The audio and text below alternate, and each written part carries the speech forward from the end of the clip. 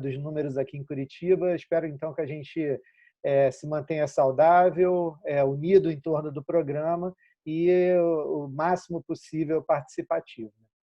Hoje temos mais um seminário bastante especial. Quero já começar agradecendo ao Bruno pela disponibilidade, pelo desejo de participar do nosso seminário, porque dentro ainda de uma prática que a gente está exercitando, de dar espaço para os jovens doutores, o caso do Bruno, assim como o caso da Isabela, eles são especiais para a gente porque são egressos do programa, né?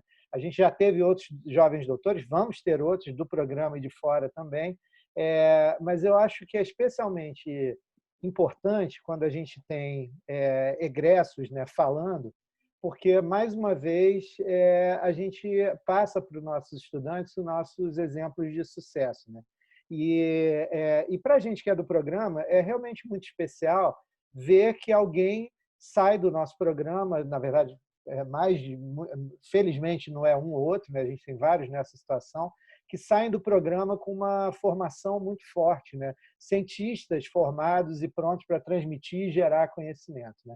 E esse é o caso, totalmente o caso do Bruno, né? Bruno é meu colega do LabReg, então estou bastante acostumado com as apresentações dele. É um excelente apresentador, um excelente cientista, mas com relação à parte científica, eu realmente vou deixar que vocês tirem as suas próprias conclusões, e eu sei quais essas conclusões vão ser depois da apresentação. Bruno é uma pessoa muito bem formada, né? Então, os orientadores do Bruno foram Samuel e Liz, e isso vocês vão ver na apresentação. Eu quero aproveitar essa introdução aqui para apontar outra qualidade importantíssima que, né, o Bruno, nosso colega, tem, que é o envolvimento com a defesa da instituição. Então, tive a chance de trabalhar com o Bruno no colegiado do programa. O Bruno foi representante dos alunos desde que eu, pelo menos, entrei no programa, ele já estava por lá. Foi convidado a permanecer no colegiado como representante dos egressos agora. E, fora isso, o Bruno sempre esteve ao lado da instituição, disponível para qualquer ação, sabe? E aí, Bruno, olha, você, para a gente que está aqui no programa, ter um egresso com essa qualidade científica e com esse envolvimento com o programa, não é só um prazer, não, é uma honra para a gente, sabe? Então, eu quero já concluir essa tua apresentação te parabenizando pelo perfil profissional que você produziu para você mesmo, claro, com a ajuda de seus orientadores e as pessoas que passaram pelo teu caminho, mas com muita decisão tua de abraçar as causas justas e de produzir ciência de boa qualidade. Isso é algo que nós, como comunidade, precisamos muito, né? E realmente é um prazer quando a gente vê que isso se concretiza. Então, Bruno, a audiência é toda sua. Eu vou desligar meu vídeo e o meu microfone e vou ficar monitorando. Tendo algum problema aqui, como a gente combinou, eu te aviso, tá bom? Obrigado de novo. Muito obrigado. Manda ver. Nossa, primeiro eu queria agradecer essa introdução, Márcio. Realmente ouvir isso tudo de você com uma pessoa que tem bastante admiração e carinho tem um significado gigantesco para mim. Sem dúvidas, a intenção realmente é retribuir tudo que a sociedade investe na gente, na nossa formação, tentar retribuir de todas as formas possíveis. Então, obrigado pelo reconhecimento desse meu esforço e espero, à altura, conseguir entregar, né, o nosso combinado aqui, passar uma mensagem de uma forma interessante para vocês. Então, pessoal, sejam todos bem-vindos. É muito estranho não estar vendo nenhum rosto aqui, mas eu sei que vocês estão me vendo. E eu espero hoje que a gente consiga ter uma troca de ciência bastante interessante. Então, o título da palestra escolhido, né, é a aplicação do sistema CRISPR-Cas9 no estudo de proteínas de ligação RNA e Trypanosoma cruzi. E a mensagem que eu quero passar durante a minha fala aqui é como esses 4 tópicos, né, então, Trypanosoma cruzi, regulação da expressão gênica, proteínas de ligação RNA e o sistema CRISPR-Cas9, como eles estão interligados e como eles fazem, existe um sentido para que essas coisas estejam interligadas. Então, eu queria começar falando sobre o Trypanosoma cruzi, né? Ele é o agente etiológico da doença de Chagas, então uma doença que ainda é endêmica em 21 países das Américas, que afeta um grande número de pessoas ainda, com uma grande quantidade também de novos casos e de mortes por ano. É interessante que a doença de Chagas, embora ela não seja tão noticiada na mídia, então a ideia, a impressão às vezes que se passa é que ela não existe mais, digamos assim, né? Isso não é verdade. O que ocorre só é que existiu uma redução na transmissão vetorial, devido a um combate bastante efetivo nas décadas passadas do controle do vetor da doença, que é o barbeiro, mas a gente vê ainda o aumento no número de casos decorrentes de transmissão oral. Então, como vários surtos que aconteceram, por exemplo, na contaminação na cana-de-açúcar, ou do caldo de cana, perdão, ou então do açaí. Então, essa é uma doença que, embora ela não esteja sendo noticiada, e ainda mais em épocas como essa, né, com um total sentido, é algo que a gente ainda é um problema a ser resolvido. É isso que eu quero deixar claro para vocês. Além disso, a doença de Chagas ela tem um impacto socioeconômico bastante significativo. Então, além dela promover a redução da qualidade de vida das pessoas que são acometidas por essa doença, seja na fase aguda ou na fase crônica, ela também tem um impacto bastante significativo na produtividade. Esses dados eu estou colocando aqui, né, diante de algumas argumentações que têm sido feitas com relação a se olhar mais para dados econômicos e não só a qualidade de vida. Veja, o importante são a vida das pessoas, sem dúvidas, mas existem também argumentos econômicos que justificam o estudo da doença de Chagas. Como, por exemplo, no Brasil, a gente vê que milhões de dólares por ano são perdidos, né? São gastos, digamos assim, pelo impacto na produtividade das pessoas que são acometidas com essa doença. Se a gente olha na América Latina, esse valor chega a superar a casa de 1,2 bilhões de dólares, o que é um valor bastante significativo e que faz falta, especialmente em situações como essas que nós estamos vivendo agora. Além disso, a doença de Chagas ela tem uma problemática, que existe uma possibilidade de expansão dessa doença para outros países e continentes. Isso porque você tem o trânsito de pessoas que podem estar infectadas e existe a presença de vetores locais em outras regiões do globo, o que seria a receita para o fracasso no sentido dessa doença se expandir. Então, é algo que precisa ser monitorado e tem uma grande relevância. Outro ponto bastante importante, que justifica ainda mais o estudo dessa doença, é que não há um tratamento completamente efetivo, sobretudo quando se trata da manifestação crônica da doença. Então, eu falei da questão do impacto socioeconômico, eu mencionei só os dados com relação à produtividade, mas a gente ainda tem os custos do tratamento, né, que também é um grande ônus para o sistema de saúde. Tudo isso, então, justifica o estudo, né, dessa enfermidade que ainda acomete não só o nosso país, mas também a região em que o nosso país se encontra. Bom, falando sobre a Trypanosoma cruzi, não se preocupem que a minha ideia aqui não é dar passar o ciclo de vida em si, embora, caso, se vocês tiverem dúvidas, a gente pode estar falando sobre isso depois da apresentação, mas o que eu quero trazer aqui para vocês que é um ciclo de vida complexo, no sentido que o Trypanosoma cruzi ele transita por diferentes hospedeiros. Então, entre hospedeiros invertebrados, como nós temos aqui o triatomínio, né, o inseto vetor popularmente conhecido como barbeiro, e hospedeiros vertebrados mamíferos, podendo inclusive ser esse o homem, né, o qual ele acomete a doença de Chagas. Entre esses diferentes hospedeiros, o Trypanosoma cruzi assume diferentes estágios, diferentes formas evolutivas. Né? Então, existe todo um processo de diferenciação entre diferentes formas. Aqui, ao menos 4 estágios de diferenciação.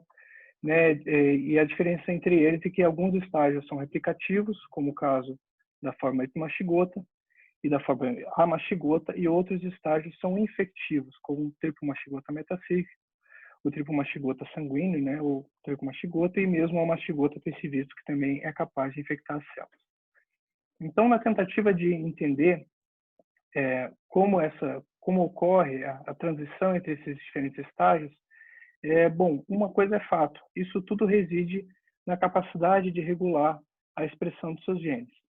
Então, tentando pontuar aqui, para que a gente parta do mesmo local, né, no mesmo momento, a expressão gênica, só colocando em palavras, ela trata da decodificação da informação genética, do que seriam os genes, em seus possíveis produtos funcionais, podendo eles ser RNAs e ou proteínas.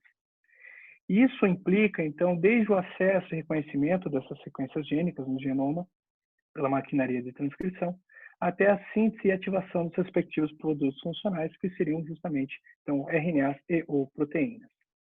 Então, quando a gente fala de regulação da expressão gênica, a gente, na verdade, está falando de um conjunto de processos celulares que vão resultar nessa modulação de ativação ou inativação dos genes.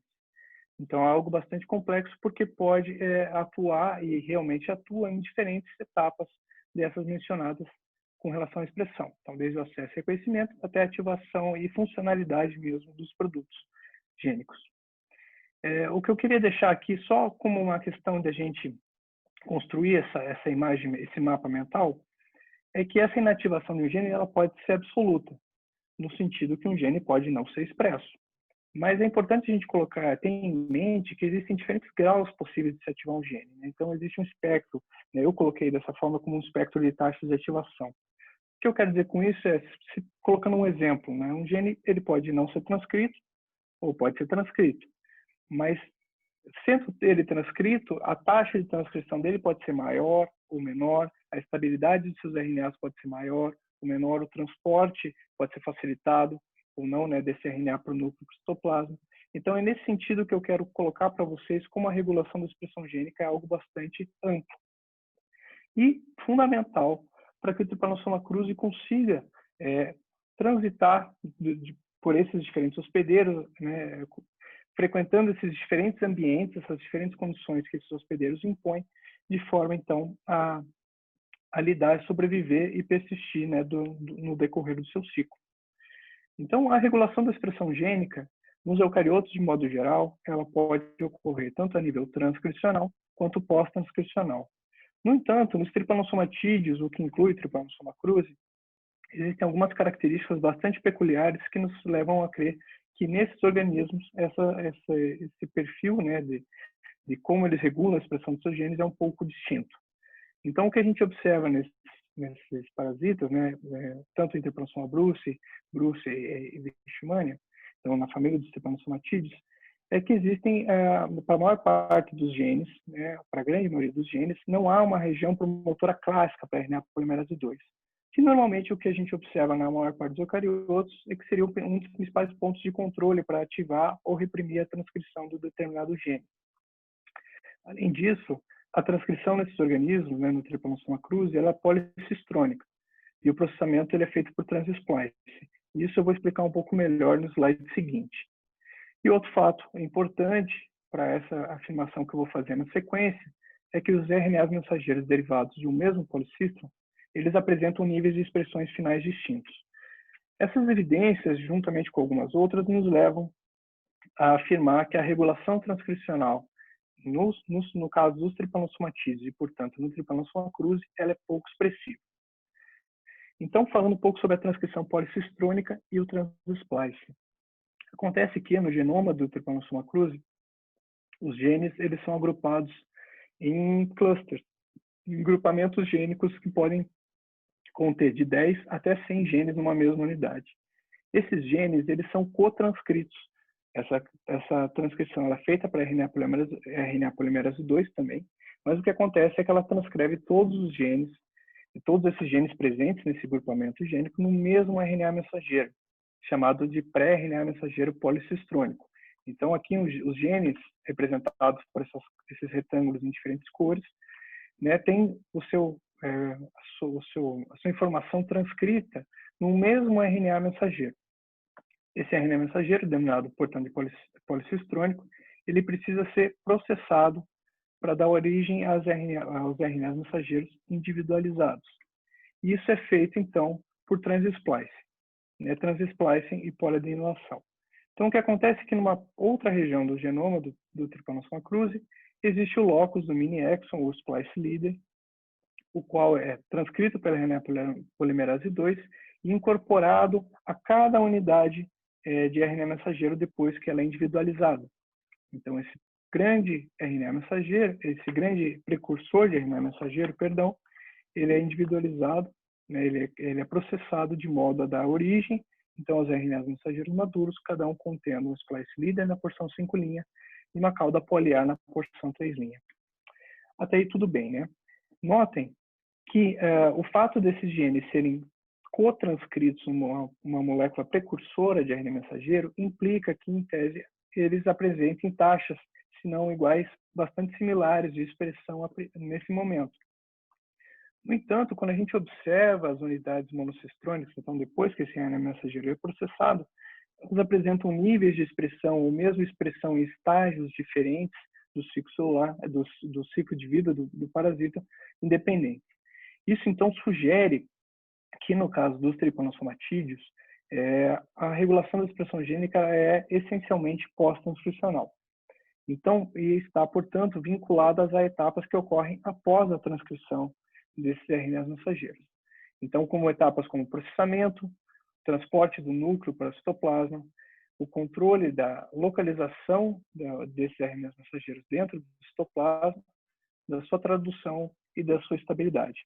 Durante esses diferentes processos, uma série de fatores estarão interagindo com os RNAs. Então, os RNAs na célula, raramente, e até arrisco dizer que praticamente você não vai encontrar um RNA que não esteja associado, que esteja nulo, como a gente chama, né, que não esteja associado a algum fator. E entre esses fatores estão as proteínas RBPs, né, de RNA Binding Proteins, ou proteínas de ligação a RNA. Então, essas proteínas, elas são fatores que apresentam domínios que conferem a capacidade de interagir, de reconhecer, interagir com sequências ou estruturas presentes nos RNAs.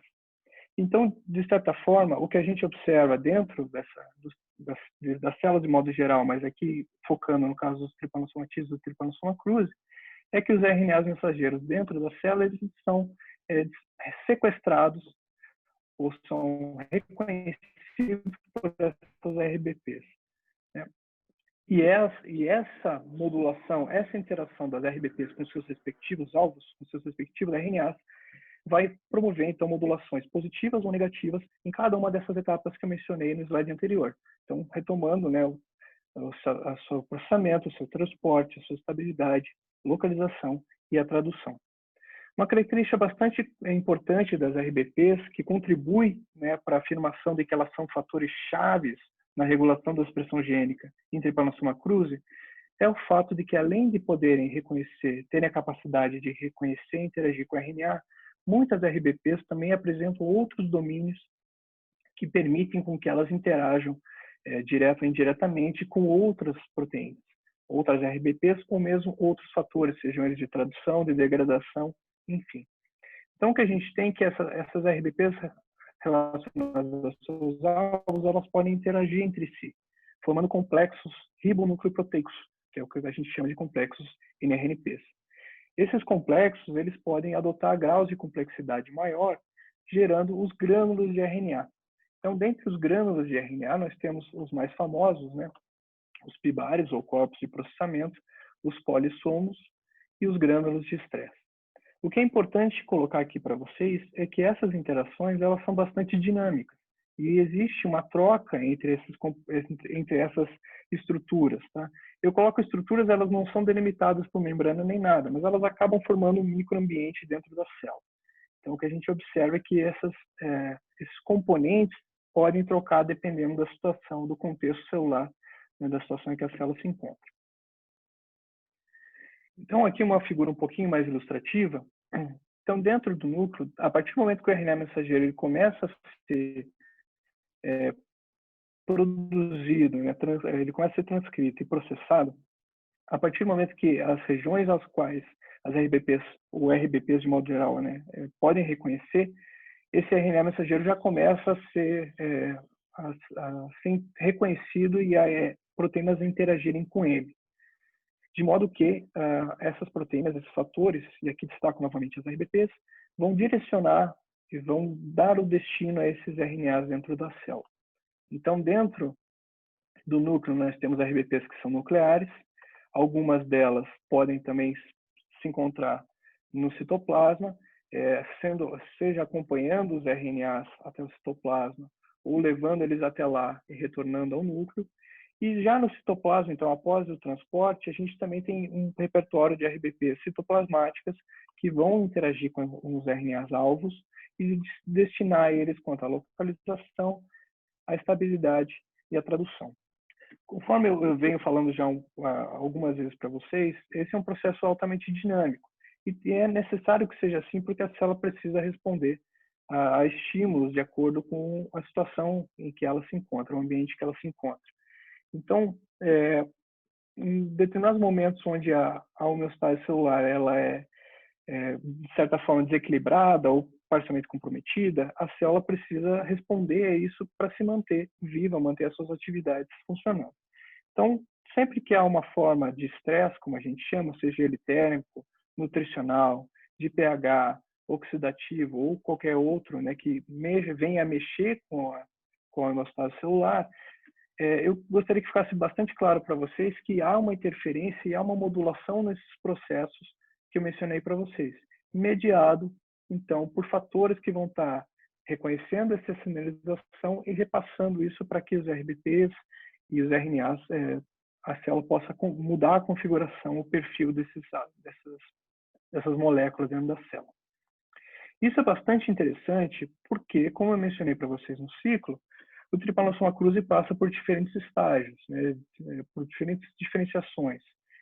E essas diferenciações elas são desencadeadas por alterações no ambiente em que essa célula vai se encontrar, em que esse parasita vai se encontrar, e que vão apresentar diferentes adversidades, diferentes tipos de estresse. Então, destaco aqui no ciclo celular, no ciclo de vida, perdão, estresse de pH, estresse de temperatura, né, na transição de um tratomínico que tem uma temperatura de 28 graus para um mamífero a 37, estresse nutricional também. Então, todas essas etapas, todos esses estresses requerem que o Trypanosoma cruzi adapte, né, e para isso ele usa essas moléculas, esses fatores de regulação, para que ele possa se diferenciar e, enfim, sobreviver. Então, esse tem sido o foco do grupo do Samuel Gonenberg, né, no qual eu faço parte. E uma das coisas que a gente tem bastante interesse em particular, é na transição, né, no processo de diferenciação de uma forma que ela não é efetiva, ela é replicativa e altamente replicativa, de uma forma que é altamente efetiva. É o caso, por exemplo, das formas epimastigotas e tripomastigotas metacíclicas. Então, de forma geral, o nosso interesse aqui é entender qual é o papel das RBPs, né, no controle da regulação de expressão gênica nesse processo de diferenciação. Recentemente, a gente fez um levantamento das RBPs que já foram estudadas em Trypanosoma cruzi previamente caracterizadas. Então, aqui nós temos a nomenclatura das RBPs, os seus domínios. Então, as RBPs apresentam diferentes domínios. Um domínio que confere, um RBD, um domínio que confere ligação, reconhecimento de ligação RNA, podem ser bastante distintos, mas o que junta eles nessa categoria é justamente essa capacidade de interagir e reconhecer o RNA. A gente tem dados em que estágio essas RBPs elas estão expressas, se elas são reguladas durante o ciclo de vida ou não, e muitas apresentam ser reguladas. Então, fatores de regulação sendo regulados é algo que acrescenta complexidade ao sistema. Qual é a localização dessas RBPs? E para algumas delas também existem os alvos já definidos com os quais elas interagem. No entanto, embora essas informações sejam cruciais para o entendimento das RBPs, existem muitas lacunas ainda com relação à contribuição de cada RBP na regulação da expressão gênica de Trypanosoma cruzi. Então, a ideia em utilizar o sistema CRISPR-Cas, que eu havia mencionado no primeiro slide da mensagem, é utilizar como uma ferramenta de genética reversa para conseguir investigar melhor qual a função gênica dessas RBPs e o papel delas nesse processo todo. Em Trypanosoma brucei, que também é o Trypanosoma tídeo, grandes avanços foram feitos utilizando a ferramenta de genética reversa do RNA de interferência. Então, ela permitiu grandes estudos em larga escala, então fazendo realmente screenings, né, em que você silencia vários genes um a um, né, mas tem uma biblioteca disso e você pode acompanhar pontualmente o impacto do silenciamento de um gene na célula e com isso inferir a função. E nesses estudos, muitos deles têm observado uma relação de RBPs com o fato delas serem essenciais. Então, a partir do momento que você silencia uma RBP, você vê impactos negativos na proliferação, na transição de um estágio para o outro, né, no processo de diferenciação. Então, isso tem sido observado. Entre Trypanosoma cruzi, no entanto, a gente não consegue aplicar essa técnica pelo fato da maquinaria relacionada a esse processo estar incompleta no Trypanosoma cruzi. Então, infelizmente, a gente não apresenta essa ferramenta, ela não está disponível para nós. E o que muito se foi feito, o que se avançou até então, no caso do Trypanosoma cruzi, foi realizando genética reversa por nocaute, por recombinação homóloga. Então, brevemente, essa estratégia consiste em você construir um cassete com um marcador de seleção, flanqueado por regiões homólogas, as regiões que flanqueiam um gene de interesse no qual você gostaria de realizar a troca e, portanto, o nocaute. O problema dessa técnica é que ela é bastante laboriosa, ela requer, então, um esforço significativo para a construção dos cassetes. Além disso, existem limitações no número de marcadores de seleção, o que impede nocautear genes simultaneamente ou mesmo genes em que estejam presentes em mais de uma cópia no genoma do cruzi. Outro problema bastante significativo, e principalmente no estudo de RBPs, que como em Bruce tem se visto, existe uma grande relação de funções essenciais, é que o tempo de seleção para você gerar essas populações resistentes a marcador de seleção e, portanto, que não apresentem aquela cópia do gene, aquele alelo do gene, inviabiliza a análise de genes essenciais. Porque durante o processo de seleção, as células vão poder estar morrendo ou porque o gene afetado apresenta um efeito deletério, ou porque a própria processo de seleção pode ter matado a célula. Então, isso acaba inviabilizando o estudo de genes essenciais.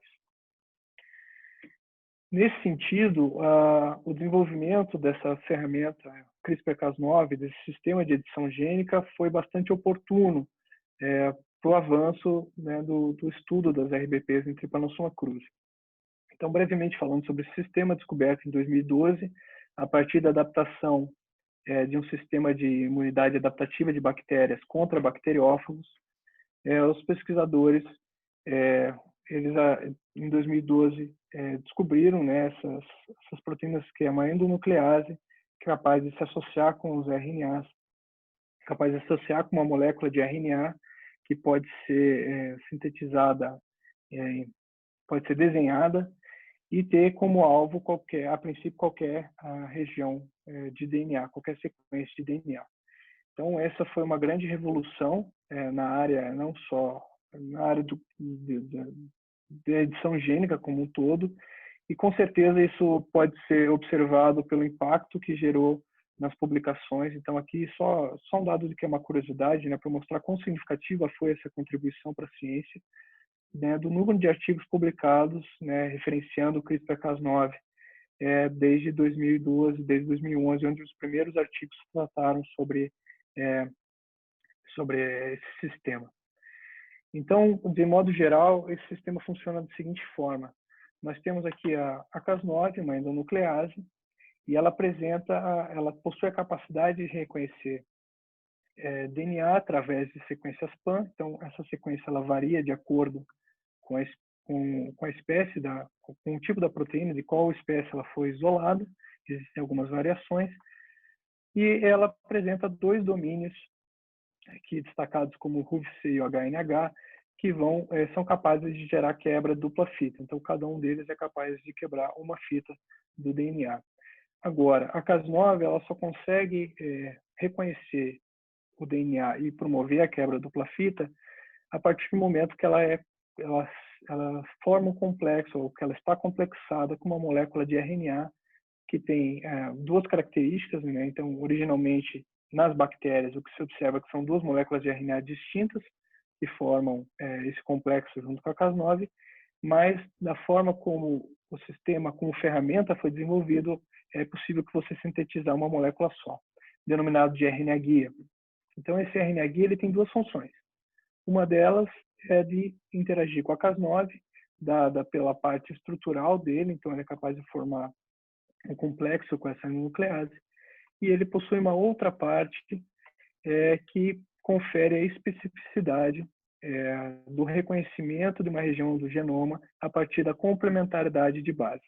Então, o fantástico dessa técnica é que os pesquisadores viram que o RNA-guia ele pode ser desenhado a partir da modificação dessa região apenas, para que você consiga reconhecer, em teoria, qualquer região do genoma de qualquer organismo. Então, a partir do reconhecimento da complexação da Cas9 com a RNA-guia, do reconhecimento da sequência específica e da quebra dupla fita, a gente tem, então, a possibilidade de realizar a edição gênica. Então, o que acontece? Após a quebra dupla fita, veja, a quebra dupla fita é um dos piores estresses que um DNA de uma célula pode sofrer, porque é algo difícil para ser reparado se não houver um molde que a célula possa reconhecer, né, e utilizar como realmente um molde para o reparo. Então, quando você tem a quebra dupla fita, você imediatamente vai ter uma sinalização de dano ao DNA, você vai ter parada de ciclo celular, você vai ter parada do processo de transcrição, de replicação, e você vai ter uma sinalização indicando para que a maquinaria de reparo faça esse reparo. Esse tipo de reparo ele pode variar bastante de acordo com o organismo, né, com as vias de cada organismo, mas, de modo geral, ele pode ser direcionado para uma homologia, né? Então, se você houver um molde, seja um outro alelo, por exemplo, seja um segmento de DNA que você coloque adicionalmente para que a célula utilize isso como molde para reparo, ou seja, por junções não homólogas, onde a célula vai invariavelmente ou acrescentar a sequência ou subtrair a sequência até que ela consiga achar algo complementar e poder religar essas fitas. Existem ainda outras formas de reparo e uma delas que eu quero destacar é por microhomologia, né, o MMJ. Então, no caso do tripanossoma cruzi, acredita-se que esse seja um mecanismo de reparo, onde esse reconhecimento da maquinaria de reparo ele é feito, a ação dessa maquinaria, perdão, ela é feita a partir do reconhecimento de sequências curtas que sejam complementares adjacentes à quebra. Então, a partir do momento que você tem a quebra dupla fita, essa maquinaria de reparo ela vai reconhecer essas sequências adjacentes, elas são realmente curtas, elas podem ter até no máximo 10 nucleotídeos, então realmente é algo bastante curto e bastante frequente. Se você for analisar as possibilidades ao redor, né, no genoma de modo geral, então ela junta essas sequências e o interessante é destacar aqui que esse tipo de reparo ele sempre resulta em deleção, em perda de sequência, porque é realmente como se fosse um remendo, onde você vai pegar o que é parecido e vai juntar, e o que for excedente vai ser excluído. Tá? Então, é importante salientar isso. Então, a ideia de se usar CRISPR-Cas9 é justamente gerar a quebra dupla fita, promover o reparo, direcionado ou não, e assim você conseguir promover a edição gênica, seja acrescentando alguma sequência ou removendo alguma sequência, ou mesmo garantindo que aquele gene não vai ser mais expresso, né, inserindo uma sequência que depois virará um stop codon, por exemplo, um códon de parada. Né? Então, em tripanossoma cruzi, embora todo o sistema CRISPR-Cas9 seja relativamente recente, em tripanossoma cruzi a aplicação também, já existem algumas diferentes estratégias para utilizar esse sistema nesse organismo. Então, todas elas consistem até o momento de eletroporação, então de realmente formar poros né, por choque, por pulsos elétricos na membrana do parasita para que seja inserido de alguma forma esse sistema dentro do parasita. Então, aqui eu vou destacar 3 abordagens que estão sendo utilizadas. Uma delas consiste em você eletroporar no parasita um plasmídio contendo o gene que codifica para Cas9 e a sequência relacionada ao RNA-guia, ou então você eletroporar no parasita já o complexo ribonucleoproteico, onde a Cas9 e o RNA-guia vão já estar complexados, ou então você produzir, né, uma população que expressa a Cas9, introduzindo previamente nela um plasmídio que vai ter apenas o gene que codifica essa nuclease e posteriormente transfectando o RNA-guia. Né? Então, após a introdução do RNA-guia, haverá em tese, o reconhecimento entre essas duas moléculas e efetivamente a função do sistema. Então, no caso da Trypanosoma cruzi, a introdução dessa ferramenta, CRISPR-Cas9, ela ocorreu em 2015, final de 2014, início de 2015, por dois grupos pioneiros que foram os primeiros a estipular essa metodologia, que é o grupo do Rick Tarleton, do trabalho do Duo Peng, e o grupo do Roberto Campo, do trabalho da Noelia Lander. Então, no início do meu doutorado, quando eu me propus a utilizar esse sistema para estudar as RBPs, essas eram as referências, né, que eu tinha, e eu tentei aplicá-las inicialmente e acabei encontrando algumas dificuldades, o que me fez rever um pouco essas duas estratégias. E eu vou falar um pouco mais para vocês melhor, né, na sequência, mas que eu acabei vendo algumas vantagens e desvantagens que poderiam ser utilizadas, né? Mas inicialmente, deixa eu explicar para vocês então quais são essas duas estratégias que foram propostas por esses dois grupos.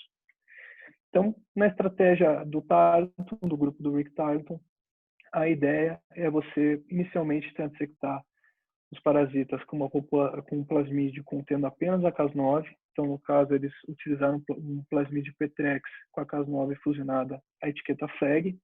E após selecionar e enriquecer uma população que expressa essa Cas9, então, uma população competente, digamos assim, para você transectar o RNA guia e promover a edição, aí sim é feita uma outra rodada de elaboração, onde você introduz, então, os RNAs guias específicos para o gene ou genes que você quer analisar, que você quer editar, e após isso você poderia, então, avaliar já o fenótipo e buscar a confirmação dessa edição gênica, dessa mutação do nocaute. Já na estratégia do campo,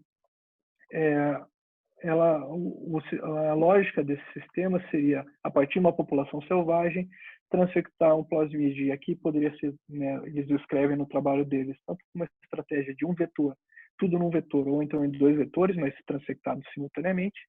Eu vou explicar aqui de um vetor que é um pouco mais, acho que mais fácil de assimilar, mas onde você tem já a Cas9 fusionada a GFP, e nesse mesmo plasmídio é clonado a sequência do RNA guia, de modo que todo o sistema necessário para que seja feita a edição gênica está contido em um plasmídio só, ou em dois, mas enfim, transectados no mesmo momento. Então, posteriormente é selecionada essa população, essa seleção ela pode ser feita tanto pelo marcador de resistência, que vai estar presente, marcador de seleção, perdão, que vai estar presente no plasmídio, quanto pela fluorescência conferida pela fusão da GFP com a Cas9. Após, então, essa seleção dessa população, é possível avaliar o fenótipo, né, dessa edição, dessa mutação, e confirmar que realmente o gene-alvo foi afetado. Então, tendo posta, né, as duas estratégias, eu vou comentar um pouco das vantagens e desvantagens, ao meu ver, com relação a essas duas. Então, começando pela estratégia do Tarleton, o fato da Cas9 estar fusionada à etiqueta FLAG, ela acabou sendo um problema no sentido que a eficiência e o processo de selecionar essa população de expressão da Cas9 foi um pouco prejudicado. Então, no trabalho deles, eles tiveram dificuldade em enriquecer essa população, em partes porque eles viram que, pelo menos para a cepa que eles estavam usando, de Trypanosoma cruzi, a Cas9 ela estava apresentando um efeito citotóxico. Então, isso, sem dúvidas, prejudicou o enriquecimento dessa população e, portanto, a eficiência do sistema. Por outro lado, o fato de a ideia de você gerar uma população que expressa a Cas9 e, posteriormente, transectar uma RNA guia, ela permite vantagens como, por exemplo, o tempo de análise. Então, em teoria, após você transfectar essa população com RNA guia, você já pode começar a acompanhar possíveis alterações, possíveis mudanças fenotípicas e, à medida que você vai avaliando isso, também confirmar um nocaute. Então, isso é um ganho em termos de tempo de análise e da possibilidade de você conseguir analisar genes potencialmente essenciais. Já na estratégia do campo, o fato de você colocar todo o sistema num vetor só é interessante, mas ele acaba acrescentando uma etapa de clonagem, o que acaba também tendo um certo consumo de tempo, uma vez que para cada RNA guia que você vai usar, e a gente tem o hábito até ter uma maior segurança do sistema, ainda é algo bastante novo, né? Até a gente tem uma segurança de usar menos guias, digamos assim, a gente tem usado ao menos 3 guias por gene, então teria que construir ao menos 2 guias por gene, pelo menos. Então, você teria que, pelo menos, construir 2 plasmídeos, né, e transfectar esses plasmídeos e selecionar isso e confirmar antes as clonagens de transfectar. Bom, enfim, o que eu quero dizer é que essas etapas de clonagem elas acabam consumindo um pouco de tempo. Outro ponto que, ao meu ver, é mais crucial, principalmente pensando em estudar RBPs, é o fato de que, à medida que você transfecta todo o sistema, ele vai, a priori, já começar a funcionar, uma vez que ele está dentro da célula. Isso é bastante problemático no sentido que você vai estar selecionando uma população que que está expressando o sistema com o marcador de seleção e, novamente, se o gene for essencial, você não sabe se o parasita vai estar morrendo porque o gene era essencial e o sistema funcionou, ou porque o parasita não recebeu o plasmídio e está morrendo por causa da seleção.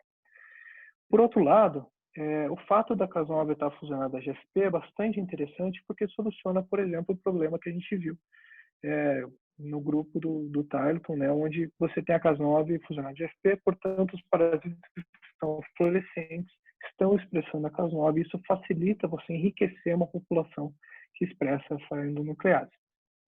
Dessa forma, então, baseada nessas vantagens e desvantagens, a gente propôs uma estratégia híbrida. Inicialmente chamei de TAR-LAMPO a estratégia, mas obviamente isso é só a título de brincadeira, né? Mas é porque realmente elas juntam as características das duas que eu mencionei. Então, nessa estratégia que a gente propôs, que a gente pensou, foi utilizar realmente as vantagens das duas. Então, pegar um parasita que é selvagem e transfectar nele uma população transfectar, perdão, um plasmídio contendo apenas a Cas9-GFP, então peço desculpas, aqui está errado, tá?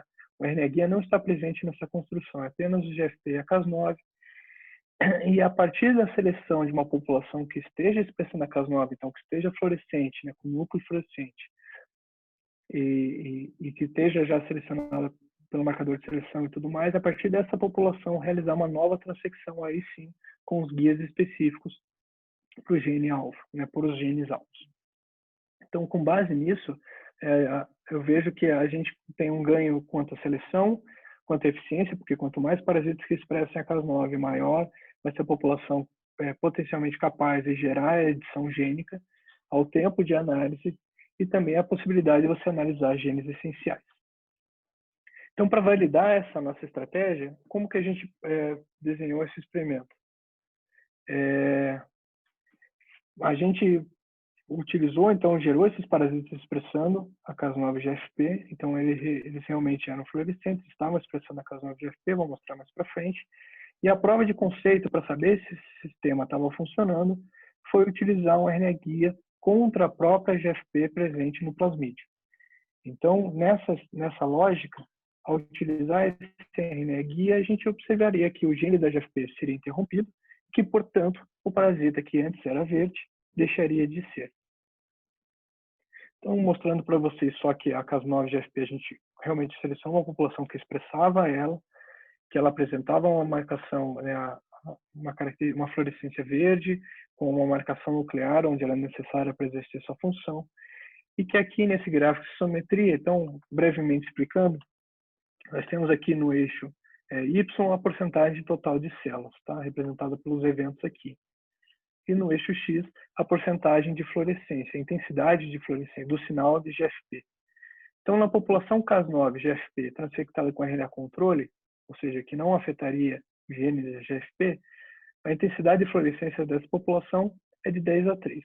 Essas unidades aqui são arbitrárias, mas o importante é saber que aqui é comparativo. Então, em 10:3 em relação a 10:2, essa população é 10 vezes mais fluorescente do que essa. Tá? Então, a gente observa que, em comparação com os parasitas selvagens, né, destacados aqui em pontilhado e preto, realmente nós temos uma população fluorescente. À medida que os dias após a transfecção, então 2, 3, 4 e 5, com a transfecção com o RNA guia contra a GFP, a gente vê que essa população vai gradativamente perdendo a sua fluorescência e se aproximando, então, da fluorescência correspondente ao parasita selvagem, portanto, não sendo fluorescente. Então, esse é um indicativo de que o sistema está funcionando A gente observou também que não houve alteração na proliferação celular, o que, no nosso caso, indica que essa Cas9, esse sistema nosso, ele não está sendo tóxico, o que é bastante importante para otimizar a eficiência. E, já que a gente fez a validação com o GFP, que é um gene que não faz parte, né, do repertório de genes do Trypanosoma cruzi, a gente também decidiu fazer a validação com genes endógenos desse parasita. Então, a gente buscou genes que já haviam um fenótipo descrito, né, como o caso da GP72, em que há o descolamento do flagelo, já foi reportado por uma série de autores e utilizando diferentes técnicas, inclusive por recombinação homóloga, e de alfa-tubulina, que também foi visto em Trypanosoma brucei por RNAi, e em Trypanosoma cruzi no artigo do Openg também por CRISPR-Cas9. Então, seriam os efeitos de comparação. E para a beta-tubulina, que embora não tenham dados com relação ao fenótipo da ausência dessa proteína, do citoesqueleto, desse componente, pelo fato de ele ser um componente também essencial juntamente com a alfa-tubulina, a gente esperaria que tivesse um fenótipo bastante parecido. Então, aqui foram os resultados após a transecção com guias específicos para esses genes. A gente observa que a gente conseguiu reproduzir o fenótipo GP72 com descolamento do flagelo, aqui tanto olhando microscopia óptica quanto de varredura. E aqui, para alfa-tubulina e beta-tubulina, a gente viu também um perfil fenotípico bastante similar, né, ao que foi descrito anteriormente. Então, tudo isso corroborando para a funcionalidade do sistema que a gente está usando. Importante que um RNA controle, ou seja, um RNA que não teria capacidade de interagir com a Cas9, por não ser um RNA guia, não apresentou essas ou qualquer alteração fenotípica, indicando que a Cas9 por si só não está interferindo, pelo menos não de modo perceptível ou significativo que a gente tem observado, na morfologia, e que, portanto, essas características aqui realmente são atreladas aos genes que foram afetados. Então, a confirmação da edição gênica, além de ter sido visual, a gente observou também, no caso de GFP, em diferentes clones, que houve realmente uma deleção. Essa deleção foi de exatos 33 nucleotídeos para todos os clones, embora a posição tenha sido diferente, né, mas o perfil da edição foi similar. E esse padrão aqui é bastante característico com o tipo de reparo por MMJ. Então, corroborando o que o do Openg coloca no artigo deles e do Rick Tarp. Já para a GP132, a confirmação da edição gênica, na verdade, veio pela incapacidade de conseguir amplificar esse gene após a utilização desses guias. Então, aqui a gente fez, utilizando diferentes combinações de primer, flanqueando a região onde houve a quebra, onde era o alvo, a gente observa que a gente consegue amplificar a GP132 no selvagem com essas diferentes combinações, mas no knockout a gente não consegue visualizar. Isso mesmo uma PCR multiplexca aqui com outro alvo, então indicando que realmente a GP132, de alguma forma, aquela região reconhecida pelos alvos não está mais lá e, portanto, o gene foi interrompido.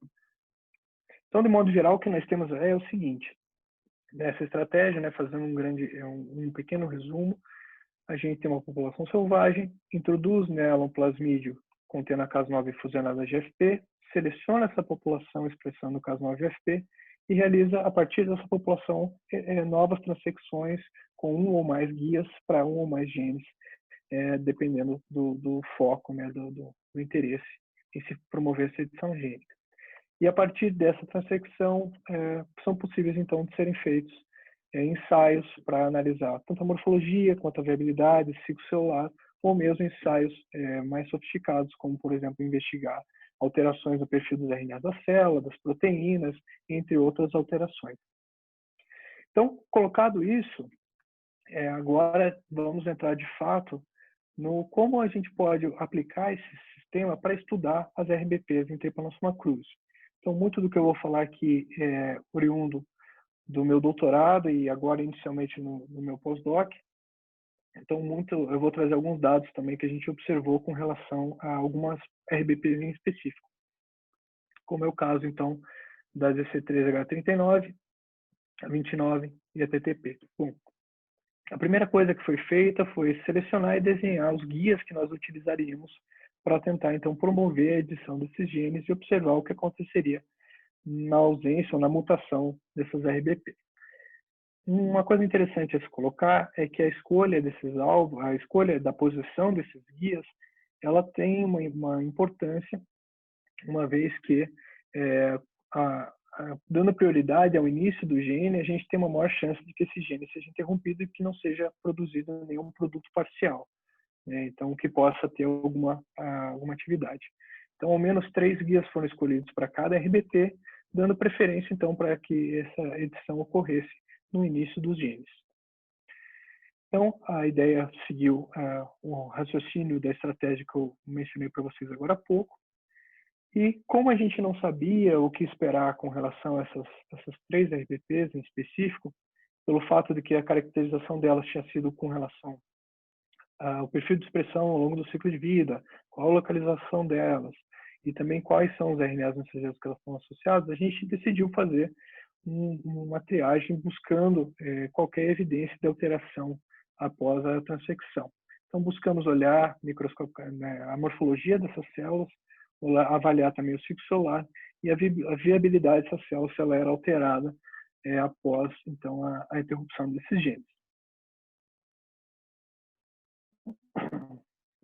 Então, com relação às alterações morfológicas, a gente essas imagens são de 2, 3 dias após a transfecção dos guias específicos para esses genes. Aqui essa imagem ela resume, né, o resultado obtido para ao menos 3 guias para cada um desses genes. Então é importante mencionar que esses resultados eles foram reprodutíveis para diferentes guias para o mesmo gene. Então a gente observou grandes alterações morfológicas, né, quando a gente compara com a morfologia de uma forma de machigota, vou colocar dessa forma convencional, né, não alterada, selvagem. Quando a gente observa, então, os parasitas que foram transectados com guias contra essas RBPs, a gente observa que a morfologia está bastante distinta, né, do parasita selvagem. Então, presença de vários flagelos, ou de flagelos mais finos ou alongados, prolongamentos de regiões do corpo celular. Então, isso foi algo bastante surpreendente, bastante interessante, porque muitas das alterações, elas já foram vistas, nunca haviam sido descritas em Trypanosoma cruzi, mas já haviam sido vistas, visualizadas em Trypanosoma brucei, né? Então, através do RNAi de interferência, utilizando a técnica de RNAi de interferência para algumas RBPs. Então, aqui no caso, uma das coisas que a gente observou foi esse fenótipo tipo nuzzle, né? Então, esse nuzzle é característico ou caracterizado pelo prolongamento da região posterior da célula, que é justamente isso que eu aponto aqui nas setas. Como eu falei para vocês, isso já foi visto quando se tratando da modulação de outras RBPs em brucei, aqui no caso em particular a superexpressão, então aumentando o nível de expressão da ZFP2, também uma RBP, a gente observa que os autores observaram já em 2001 que haviam esses prolongamentos da região anterior. E o interessante é que eles fizeram marcação para investigar microtúbulos, né? Então aqui no caso eles observam que existe realmente uma migração de microtúbulos que seria responsável por esse prolongamento. A gente ainda não conseguiu verificar se nesse caso, em Trypanosoma cruzi, o que a gente está vendo para essas 2 RBPs também tem a participação de microtúbulos, mas eu acredito fortemente que sim, pela semelhança fenotípica entre essas situações. Então, eu falei da superexpressão do ZFP2, também foi visto para ZFP3, então esse aqui que eu menciono, esse prolongamento, perceba a diferença, né, da célula selvagem para a célula com esse fenótipo, e também para o silenciamento de ALBA3 e ALBA4, ou TBRN1, que são outras RBPs também. Isso aqui tudo em Trypanosoma brucei. Já para ZC3-HTTP, a gente observou alterações morfológicas distintas das que eu mostrei anteriormente. Então, houve uma ramificação da região anterior, que também se mostrou mais prolongada, e a presença de múltiplos flagelos, né, alguns deles muito pequenos quando comparado ao flagelo que a gente está normalmente acostumado a ver numa célula selvagem. Então, a gente fez uma marcação com a proteína ligadora de cálcio flagelar, que é FSABP. Ela marca flagelo E a gente observa aqui nos parasitas selvagens como essa marcação, uma marcação bastante bonita de se ver, né? Mas quando a gente olha para os mutantes de TTP, a gente observa que realmente essas células apresentam mais de um flagelo, né, por célula. E algo bastante curioso, que é essa última fileira, que eu vou dar destaque maior agora, que é uma célula no final do processo de divisão celular, em que o esperado era que ela apresentasse um flagelo em cada extremidade, né, e um cinetoplasto e um núcleo em cada extremidade, para que ela pudesse dar origem a duas células, cada uma com um flagelo, um núcleo cinetoplasto. E o que a gente observa é que, no caso dessa célula, está no final do processo de divisão celular e já apresenta, ou ainda apresenta, dois flagelos em cada extremidade. Então, em vez de apresentar o característico de dois núcleos, dois cinetoplastos e dois flagelos, ela apresenta 4 flagelos. Isso é bastante interessante, não havia sido, pelo menos ao meu conhecimento, descrito anteriormente também. Então, quando a gente olha por microscopia eletrônica de transmissão, comparando uma célula selvagem, então, ela pode, dentro da bolsa flagelar, ela pode apresentar até 2 flagelos, dependendo do processo de divisão que ela se encontra. Então, se ela tiver iniciado essa divisão celular, ela vai iniciar a divisão pelos flagelos, duplicando os flagelos, duplicando a bolsa flagelar e depois cinetoplasto, núcleo e o restante da estrutura da célula. Quando a gente observa cortes das células mutadas para ZC3-HTTP, né, então que foram transfectadas com guias contra essa proteína, a gente observa que a presença de flagelos múltiplos dentro de uma mesma bolsa flagelar. Então aqui a gente tem, no caso 3, aqui 5 flagelos. Percebam que realmente ele tem o perfil dos microtúbulos dentro, então realmente são flagelos. Isso indica que nessas células houve, de certa forma, uma dessincronização dos eventos de divisão celular. Então, eu comentei da questão da bolsa flagelar, né?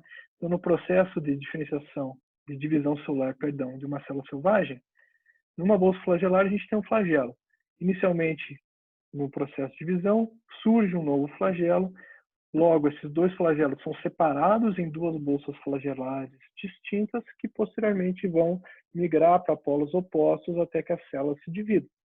No caso, aqui o que a gente observa é que a gente realmente tem todos os flagelos presentes, ao que tudo indica, numa mesma bolsa flagelar. Isso é bastante curioso, né? Então, eu mencionei essa dessincronização no evento de ciclo celular, e quando a gente olha o ciclo celular dessas células, não só no caso dos mutantes de TTP, mas de 39 e 29 também, existe um perfil atípico, né, onde você encontra um aumento de células na fase G2M do ciclo celular. Então, esse é um gráfico de histometria que trata de ciclo celular.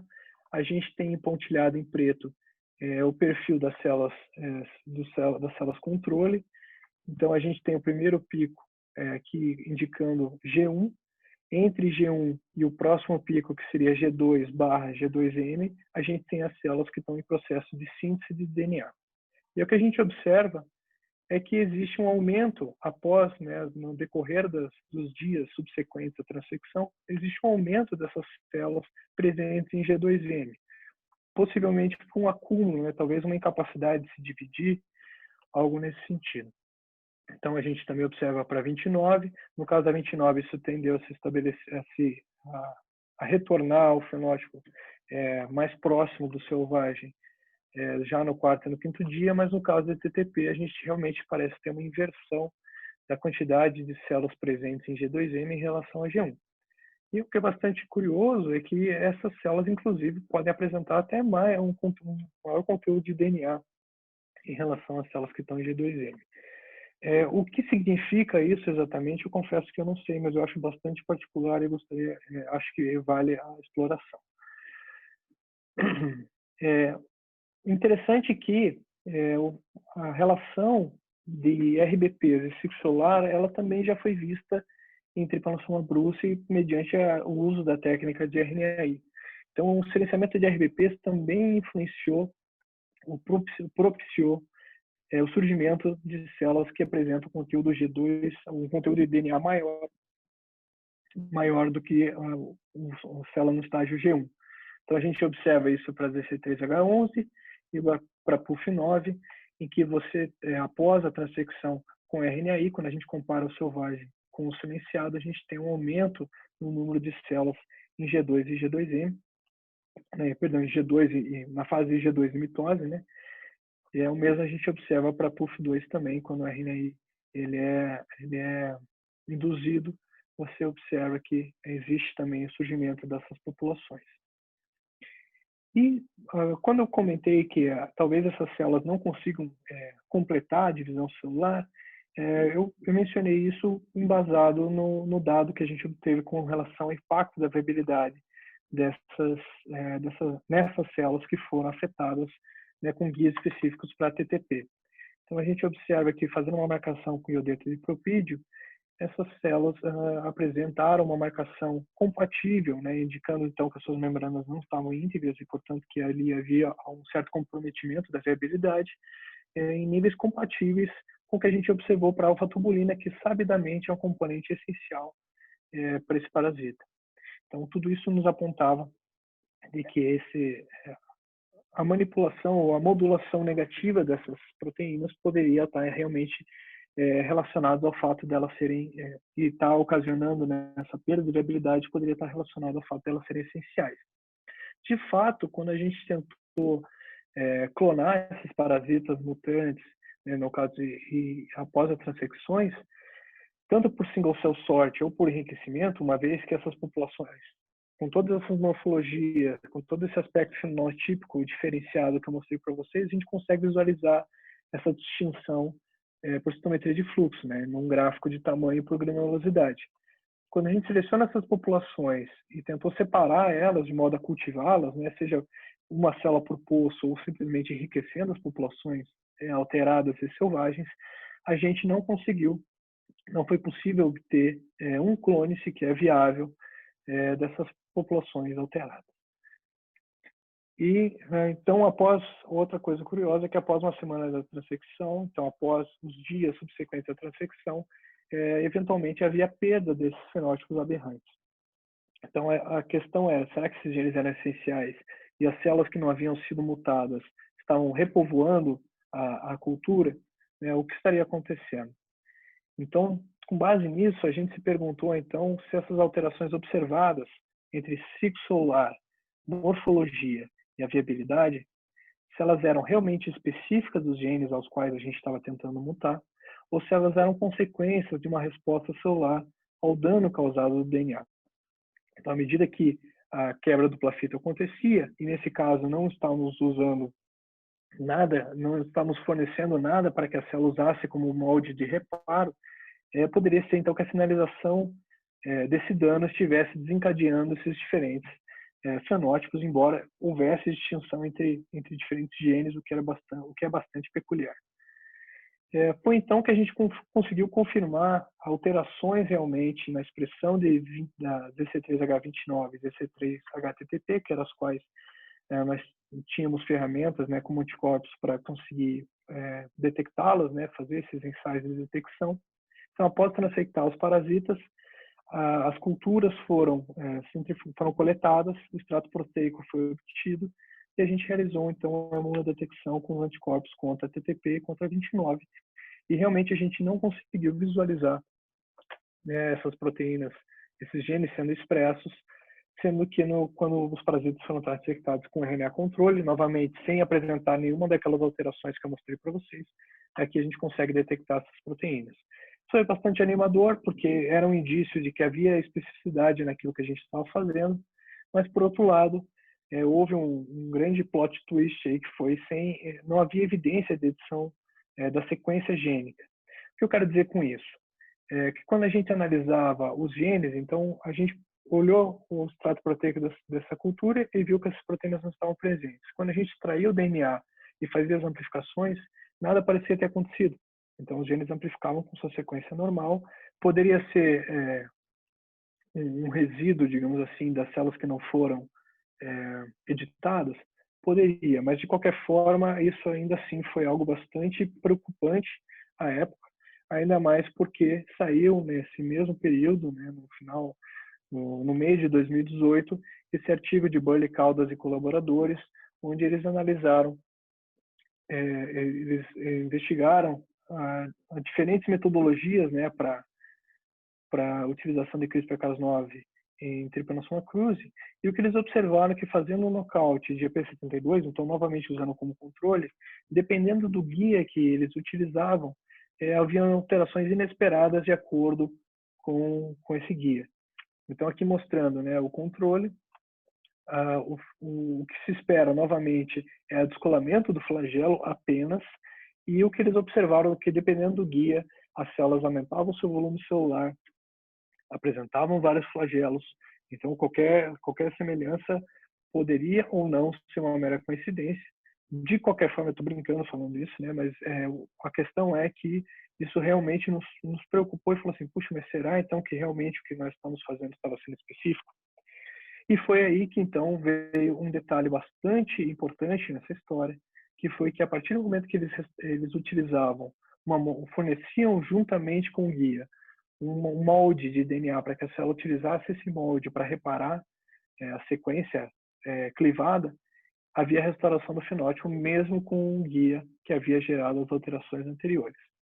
Então, tudo isso nos fez rever a nossa estratégia e a nossa conclusão foi que a gente não poderia continuar utilizando o sistema e deixando a encargo de cada célula realizar o reparo da forma como ela iria fazer, né? Então, a gente realmente pensou nisso e decidiu que o ideal seria realmente direcionar o reparo celular fornecendo um molde para que a célula pudesse utilizar isso. Então, o próximo passo do trabalho foi desenhar esse molde. A gente fez isso com base em trabalhos já descritos anteriormente, né, que já tinham estratégias bastante similares, apresentaram estratégias bastante similares, que é de inserir, então, uma molécula de DNA donor, que a gente chama, mas que é um molde de DNA, que apresenta pequenos braços de homologia à região da quebra, e que dentro, né, vai introduzir na sequência, a ideia é que isso seja introduzido dentro do gene no momento dentro da quebra dupla fita, introduzir um sítio de restrição enzimático e uma sequência que irá gerar stop codons caso isso, né, quando isso for vir a ser transcrito. Então a gente redesenhou alguns guias, desenhou esses moldes específicos para cada uma dessas posições, e a partir disso a gente teve resultados bastante interessantes, que foram que realmente a presença do guia mais o respectivo DNA donor, né, mais o respectivo molde, tinha como efeito a redução daqueles fenótipos aberrantes que eu tinha descrito de morfologia, de ciclo celular. Então aqui eu mostro para vocês, inicialmente em cima, então no gráfico de tamanho por granulosidade de citometria de fluxo, a gente observa que somente o guia, a gente tem células com maiores e mais granulosas, e quando a gente adiciona um molde de reparo, a tendência, veja, isso não é uma restauração completa, mas a tendência é que isso torne um aspecto mais compatível com uma população selvagem. A mesma coisa a gente observou para o ciclo celular, então a presença do guia apenas, quando a gente incorpora o dono, isso tende a ser restaurado. Isso foi bastante impactante no caso da TTP, por exemplo. E a gente fez essa comparação, então, fazendo a cotransfecção dos guias com ou sem respectivo dono, qual era a porcentagem de parasitas morfologicamente alterados que a gente observava para ver qual era o impacto disso, né? E realmente houve uma redução na frequência dos fenótipos aberrantes, foi significativa no caso da 39 e da 29. Da TTP acabou não sendo significativa por questões estatísticas, mas há uma tendência também de redução. E isso é uma questão, ao meu ver, ambígua, porque ao mesmo tempo que demonstra uma certa inespecificidade daqueles fenótipos, o fato deles terem desaparecido também indica que essas alterações são de alguma forma específicas. Então isso é algo que ainda não está completamente esclarecido, pelo menos na minha mente, mas é algo sem dúvidas bastante interessante que vale a pena aqui a gente discutir. Então, a partir da introdução dessa nova variável, né, desse novo elemento na equação, que foi a incorporação dos donors, a gente pôde, então, transfectar essas células, extrair o DNA genômico, realizar a PCR, e a partir da PCR fazer a digestão, lembrando que existia, né, foi incorporado, a priori a ideia era essa, foi incorporado um sítio de restrição enzimática. Então, após a amplificação do DNA genômico, dos genes específicos, foi feita a digestão e a gente vê que aqui, na ausência de BGL2, que é a enzima que a gente usou, ou na presença, a gente observa que existe um produto aqui de digestão, indicando que ao menos algumas sequências de DNA dentro daquele pool, né, que foi obtido da cultura, haviam incorporado com sucesso esse sítio.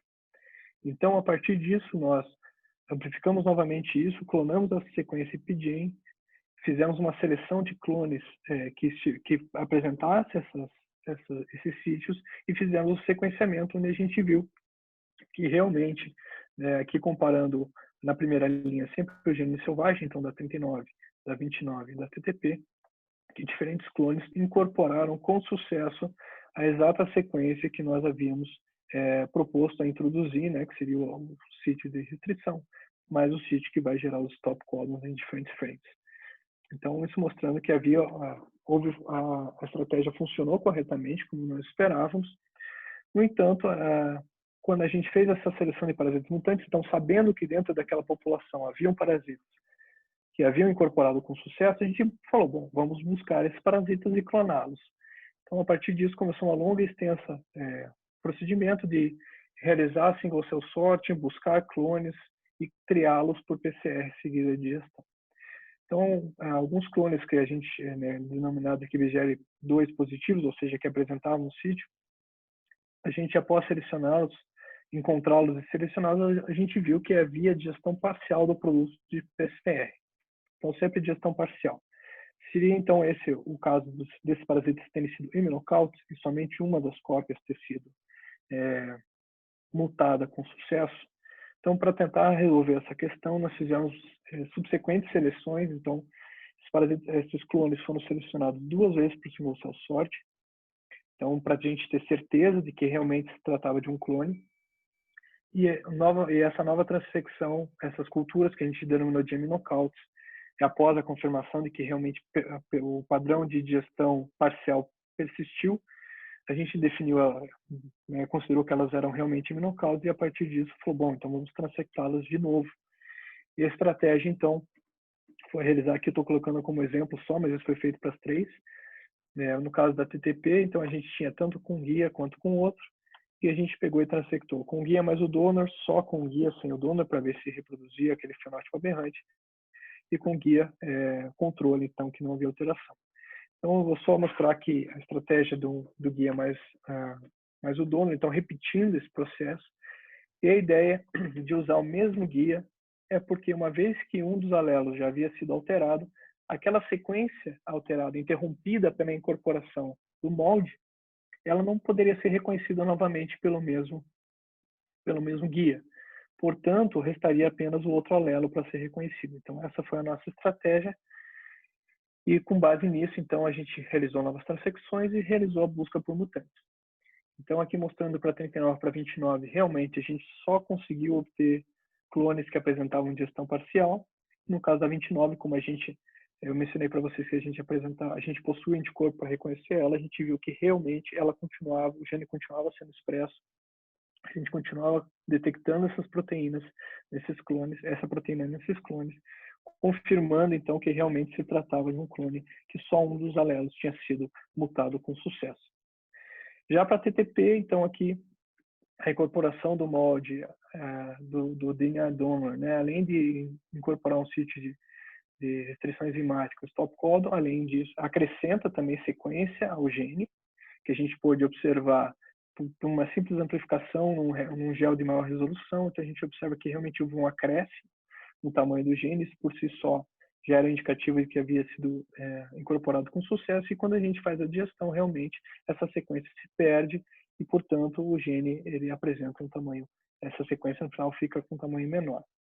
Além disso, a gente também pôde ver que as culturas aminocautos para TTP, quando transectadas com controle, com a RNA controle, elas o gene ainda estava expresso, e quando a gente transectou com os outros guias, naquela estratégia que eu mencionei para vocês, de guia mais dona, a gente realmente conseguiu abolir a expressão das C3-HTTP, indicando que o nocaute aconteceu com sucesso. A partir disso, então, a gente começou, isso já era no final do meu doutorado, então no final do ano passado, começo desse ano, Infelizmente, poucas coisas puderam ser feitas a partir da obtenção desse nocaute, mas uma delas foi analisar qual era o impacto na proliferação celular, né, na ausência dessa proteína. Então, a gente, analisando aqui tanto por um guia quanto por outro, né, então clones diferentes obtidos com guias diferentes, a gente observa que existe uma redução na proliferação celular, e quando comparadas com o clone M-Knockout, seja para um guia ou para o outro, existe uma alteração, um fenótipo intermediário, que é bastante curioso e, de certa forma, corrobora com o duplo mutante, digamos assim. É bacana comentar que esse efeito, essa redução da proliferação, ela foi reprodutível entre clones diferentes. Então, aqui colocando o clone 1 e clone 2, mas também existem outros clones para confirmar que é reprodutível, e também com guias diferentes, né? Seja com o mesmo guia ou com guias diferentes. Então, isso dá robustez a esse resultado e que realmente, embora não seja uma grande redução, como vocês vão ver para as demais proteínas, ainda assim é algo que foi significativo. Já olhando para 29, lembrando que a gente só conseguiu o M-Knockout, esse M-Knockout realmente ele apresenta uma redução na proliferação já no início da fase eucarítica, e o mesmo a gente observa, aliás, de forma mais intensa ainda, a gente observa para 39, então realmente esses parasitas apresentam uma dificuldade de crescimento, a motilidade deles é bastante reduzida também, então realmente percebe-se que é prejudicial mesmo a presença de um alelo apenas dessa, mesmo que ainda exista a presença de um alelo dessa proteína, do gene que corresponde a essa proteína. Então, houve uma redução na proliferação, e aqui a gente levanta a questão, então, será que o fato da gente não ter conseguido selecionar um parasita duplo mutante e o fato de que a proliferação celular ter sido tão impactada pelos parasitas M-Knockouts, será que esses genes seriam essenciais? Isso é algo ainda a ser respondido. Então, com base nisso, a gente conseguiu perceber, comparando também com dados na literatura, que as RBPs já apresentaram, já foi visto o impacto na proliferação de RBPs, novamente em Trypanosoma brucei. Eu quero só destacar que a comparação aqui com Trypanosoma brucei, ela é válida pela proximidade, né, desses dois organismos, e pelo fato de que brucei, muito, como eu coloquei no começo da apresentação, muito se avançou pelo uso do RNAi. Então, ele acaba funcionando como um parâmetro de comparação de resultados. Claro que podem e devem existir diferenças entre os dois organismos, mas acho interessante comentar que o que a gente encontrou vai ao encontro do que vem sendo observado para Trypanosoma brucei. Então, aqui coloco, né, não só uma, mas várias RBPs já a partir da utilização do RNAi, então apresenta um crescimento, um decréscimo na proliferação celular, indicando, né, a importância dessas RBPs nesse processo, enfim. Então, de modo geral, o que a gente observou é que mesmo com a incorporação do molde DNA, existe uma associação entre esses fenótipos, né? Então, de ciclo solar, de morfologia, de proliferação solar e de viabilidade. Então, de modo geral, o que a gente observou nesse trabalho, mas acho que vale a pena especular isso para outras RBPs de Trypanosoma cruzi, a intenção é checar se isso realmente se reproduz para outras RBPs, é que a modulação negativa desses alvos, né, desses elementos regulatórios, tem um impacto na biologia de Trypanosoma cruzi, e que acabam, então, mostrando a relevância na manutenção da homeostase celular que esses fatores têm para esse parasita. Então, a ideia, a partir desses resultados que nós obtivemos, e aqui dando início, então, à continuação do meu trabalho no pós-doc, fazer a ampliação do estudo das RBPs em Trypanosoma cruzi. Então, eu vou explicar para vocês qual é a ideia, né? Qual é o nosso sonho, digamos assim, qual é o nosso mapa mental, a nossa vontade de continuar essa linha. Então, aqui mostrando quais seriam os próximos alvos, aqui não se atentem tanto aos nomes, mas ao fato de que novos alvos vão ser investigados a partir dessa metodologia. Então, só destacando que essas proteínas têm, além de domínios de interação RNA, como o caso do domínio de CCH, também apresentam domínios de interação proteicas. Então, muito provavelmente vão estar relacionadas, aliás, estarão, né? Uma delas já foi definida, isso que é 39, relacionadas a complexos ribonucleoproteicos, não só interagindo com a RNA, mas também com outras proteínas. E a ideia é utilizar essa estratégia para obter, então, os knockouts das proteínas, e a forma como a gente quer realizar isso é a partir de knockouts concomitantes combinatórios entre as proteínas e avaliando o impacto. Só para deixar claro, a escolha dessas proteínas, nesse estudo, se deve ao fato de que, por exemplo, os FP1 e os FP2 têm uma interação comprovada, e os EC3H39 e os EC3H40 também. Então, isso também acrescenta nessa minha fala. Então, a ideia disso tudo é avaliar qual é o impacto, principalmente com relação aos alvos dessas proteínas. Então, o que acontece quando elas deixam de estar presentes no sistema, o que acontece com esses alvos e o que acontece com os complexos com os quais elas estão relacionadas, com os quais elas se envolvem. Então, a perspectiva é utilizar esse sistema para gerar esses parasitas mutantes para uma ou mais RBPs e avaliar isso, então, por ensaios de imunoprestação, seguido de RNA-seq, o sequenciamento de RNA, por PCR em tempo real, para avaliar se existe a diferença na expressão, qual é o impacto na expressão desses alvos, na ausência dessas proteínas, e na composição desses complexos. Então, o que acontece com os fatores parceiros das proteínas quando elas não estão presentes. Então, uma figura para tentar ilustrar um pouco mais essa minha fala, de um jeito mais figurativo mesmo, imaginando que as proteínas estão lá dentro do Trypanosoma cruzi, interagindo com seus alvos. A gente sabe que elas participam de complexos ribonucleoproteicos, interagindo umas com as outras, interagindo mediante direta, né, interação proteica-proteica, ou indireta via seus RNAs mensageiros, via seus alvos. E a gente sabe que existe, então, compartilhamento de complexos, como, por exemplo, os FP1 e os FP2, de 39 e 40. Agora, a gente não sabe se existe qual é a conversa que existe entre esses complexos, e muito provavelmente há. Lembre-se que quando eu coloquei que elas formam complexos imunoproteicos em grau de maior complexidade, grânulos de RNA, a ideia aqui é que realmente haja uma grande dinâmica de interação. Então, a nossa ideia aqui é saber, será que existe um complexo em que todas elas estejam presentes? Ou existe uma situação específica em que isso aconteça? Então, a gente realmente quer montar esse quebra-cabeça, esse mapa mental. E a perspectiva desse trabalho, então, na ausência de um determinado fator. Então, por exemplo, aqui excluindo os FP1 do sistema. O que acontece com essa rede toda? Como que isso vai se desencadear na perspectiva da regulação da expressão gênica de Trypanosoma cruzi?